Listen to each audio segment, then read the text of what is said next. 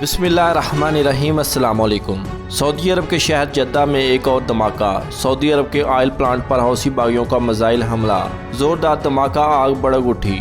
سعودی عرب کے شہر جدہ کے شمالی علاقے میں آئل پلانٹ پر حوثی باغیوں کی جانب سے میزائل حملہ کیا گیا، جس کے نتیجے میں آئل ڈسٹریبیوشن پلانٹ میں دھماکہ ہوا اور آگ بھڑک اٹھی، تاہم اس پر قابو پا لیا گیا ہے۔ تفصیلات کے مطابق سعودی وزارت توانائی کی جانب سے جاری کردہ بیان میں بتایا گیا ہے کہ یہ میزائل حملہ صبح 3:50 پر کیا گیا، جس کے باعث فیول ٹینک میں آگ بھڑک اٹھی۔ یہ دھماکہ دہشت گردی حملے کا نتیجہ ہے۔ بیان میں بتایا کہ ریسکیو ٹیموں نے بر وقت کارروائی کرتے ہوئے آگ پر قابو پا لیا ہے اور اس حملے کے نتیجے میں جانی نقصان نہیں ہوا اور نہ ہی تیل کی سپلائی متاثر ہوئی ہے۔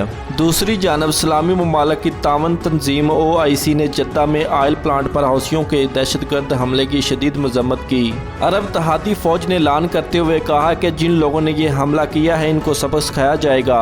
عرب اتحادی فوج کے سرکاری ترجمان بریگیڈیئر جنرل ترکی الملکی نے کہا کہ حوثی باغی قومی تنصیبات کو نشانہ نہیں بنایا، بلکہ وہ یقینی عالمی معیشت اور اس کی ترسیل اور اس طرح عالمی توانائی کے امن کو نشانہ بنا رہی ہے۔ اور دوسری جانب پاکستان نے یمن کے حوثی باغیوں کی جانب سے سعودی عرب کے شہر جدہ میں تیل تنصیبات پر حملے کی شدید مذمت کی ہے۔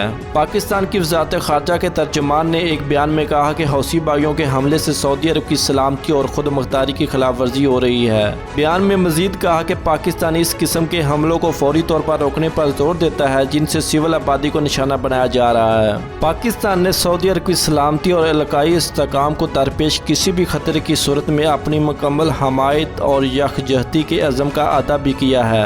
اور مزید خبروں سے باخبر رہنے کے لیے ہمارے چینل کو سبسکرائب کریں۔ آپ کے قیمتی وقت کا بہت شکریہ۔ السلام علیکم ورحمۃ اللہ۔